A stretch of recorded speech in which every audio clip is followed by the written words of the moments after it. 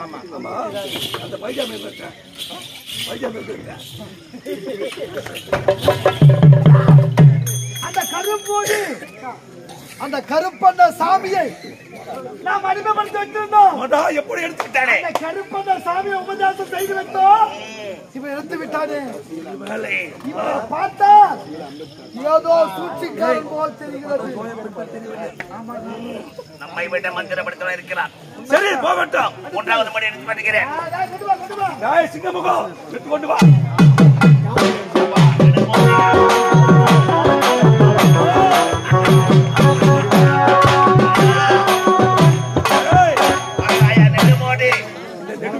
எடுக்க முடியுமா? சிங்கமுகம் ஓ காலி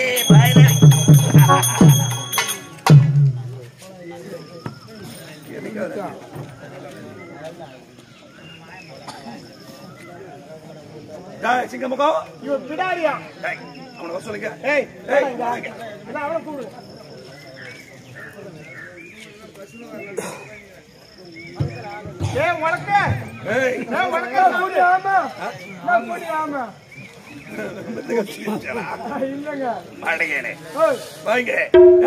இந்த நெடுமொழி அவனால் எடுக்க முடியுமா? அவன் கிடக்குற சின்ன பையன் அவனாலும் கடைசி சிரிப்புன்னு பாக்குறேன். சிரிக்காதா சூத்துல உலக்கை என்று சொல்லக்கூடிய நெடுமொழி இது எப்பேற்பட்டது? ஒரு வேங்கை மரத்தால் உருவான நெடுமொழி. பார்த்தா பசுமரம்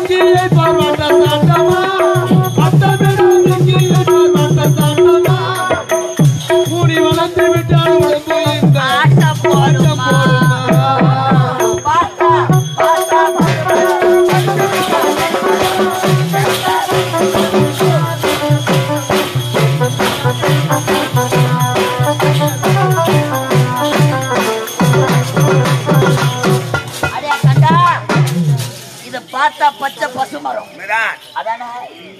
இந்த உலக்கை நாம் முன்னோர்கள் எதற்காக பயன்படுத்தினார்கள்? நாம் மனிதனும் உண்ணக்கூடியது என்ன? அரிசி. அரிசி அரிசி. சிவபெருமான் படி அளக்குகிறார். படி அளக்கிறார் என்றால் எப்படி? யானை முதல் எறும்புக்களை 84 ஜீவ பேதங்களுக்கும் படி அளக்கிறார். 84 லட்சம் படி அளப்பது என்றால் என்ன? இந்த தமிழர்கள் நாம் மனிதனும் உண்ணக்கூடிய உணவு அரிசி. நாம் சாப்பிடக்கூடிய அரிசியில எந்த தெய்வம் குடியிருக்குது தெரியுமா? எல்லாம் அன்னபூர்ணிங்க கிடையாது. அரிசி, அரியும் சிவனும் ஒன்றாக சேர்ந்ததுதான் அரிசி. நாம் உண்ணக்கூடிய உணவு அந்த அரிசி. அரிசி, அரியும் சிவனும் ஒன்றாக சேர்ந்ததுதான் அரிசி. அந்த அரிசியை நாம் எப்படி விளைய செய்கின்றோம், எப்படி பிரித்தெடுக்கிறோம்? அந்த அரிசியை காப்பது ஒரு பெண்மை, உமி, தவிடு என்று சொல்லக்கூடிய உமி. அந்த உமியிலே உமா என்ற மகேஸ்வரி, உமா மகேஸ்வரி பிடித்திருக்கிறார். உமி என்று சொல்லக்கூடிய உமி. அந்த உமியை எடுத்தால்தான் நான் சாப்பிடக்கூடிய அரிசி பயன்படும். அதற்காக நாம் தமிழர்கள் சிவனும் சக்தியும் ஒன்றாக சேர்த்தார்கள். எப்படி? சிவனாக இந்த உலக்கை, உலக்கை என்பது சிவம், உரல் என்பது பெண்மை. அந்த உரலிலே நாம் விளையக்கூடிய அந்த நெல்லினை இட்டு இந்த உலக்கையால் அப்பொழுதுதான் அந்த உமியானது நீங்கும். அந்த அரிசியை படைக்க வேங்கை மரத்தில சிறப்பு மிக்க இந்த உலக்கை உருவாக்கம் செய்திருக்கிறார்கள். அப்போ இந்த உலக்கையில குடியிருப்பது சிவபெருமான். அதனாலதான் அந்த ஈசனையே உபதேசம் செய்து வைத்திருக்கோம். சுடலைக்கு போய் வந்தாலும், நம் வீட்டிலே சீமந்தம் நடந்தாலும், ஒரு பெண்மையானவர் ருது ஆனாலும் இந்த உலக்கையை நாம் அருகாமையில் வைக்கும். சீமந்தம் செய்யும் பொழுது வயிற்றிலே பாரத்தோடு இருக்கிறார். அந்த பாரத்தை உதைக்க வேண்டும் என்பதற்காக இந்த உலக்கையை உதைப்பார்கள். இடுகாடு என்று சொல்லக்கூடிய சுடுகாட்டுக்கு போய் வந்த உலக்கையை தாண்டுவது. நாம் தமிழர்கள் இப்பேற்பட்ட ஒரு சிறப்பு மிக்க தத்துவங்களை உணர்த்துவதற்காக மாபெரும் இந்த உலக்கையை பயன்படுத்தியிருக்கிறார்கள். அப்படி பெருமை வாழ்ந்த இந்த உலக்கையை அடிய நான் எப்படி எடுக்க வேண்டும்? எடுத்து வேண்டாம்.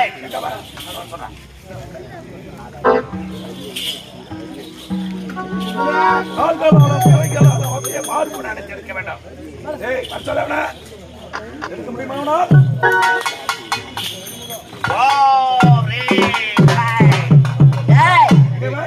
இந்த உலக்கையானது விண்ணுக்கும் மண்ணுக்கும் கீழும் மேல சுழன்று கொண்டிருக்கிறது. என் காலாலும் என் கரத்தாலும் பின்னி அணைத்து எடுக்க வேண்டும். இந்த நெடுமோடியை அவனால் எடுக்க முடியுமா? முடியும்.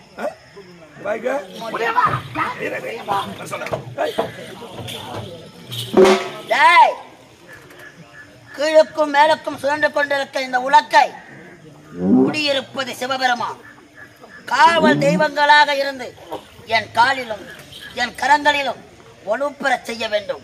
அப்பா முனீஸ்வரா, எங்கும் நிறைந்தவளே, பெரியாண்டவா, மதுர வீரா, என் கால் கரங்களில் இருந்து உலக்கையை தொடும் பொழுது கால் கரங்களை பாதிக்கும்படி அன்போடு கேட்டு ஆட காத்தா கருப்பண்ணா ஓடிவா.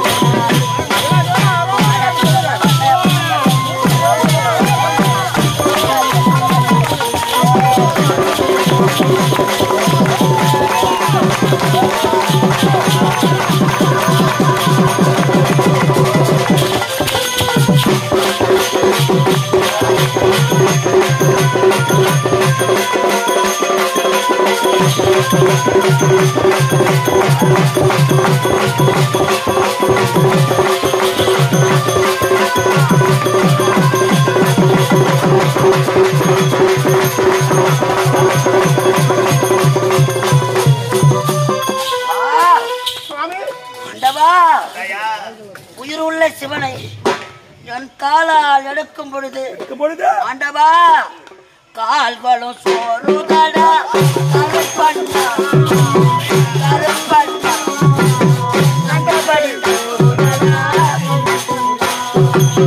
கால்களும் சோறுதடா கருப்பண்ணா கருப்பண்ணா கண்டபடி கைகளும் சோறுதடா கருப்பண்ணா கண்டபடி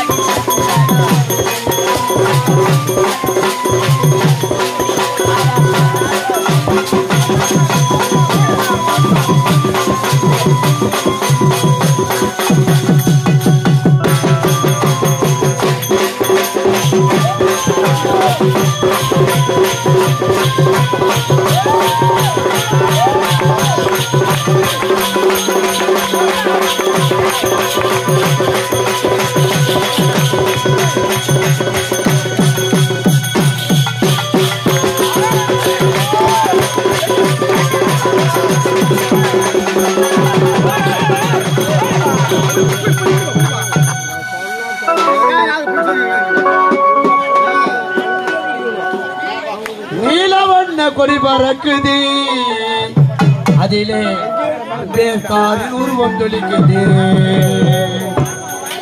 தீண்டாமையின் உயிரோடு நிற்குது மக்கள் தெய்வமாக அவரை வணங்குது நீலவண்ண கொடி பறக்குது அதிலே அம்பேத்கரின் உருவம் தொழிக்குது தீண்டாமையின் உயிரோடு நிற்குது தீண்டாமையின் உயிரோடு நிற்குது மக்கள் தெய்வமாக அவரை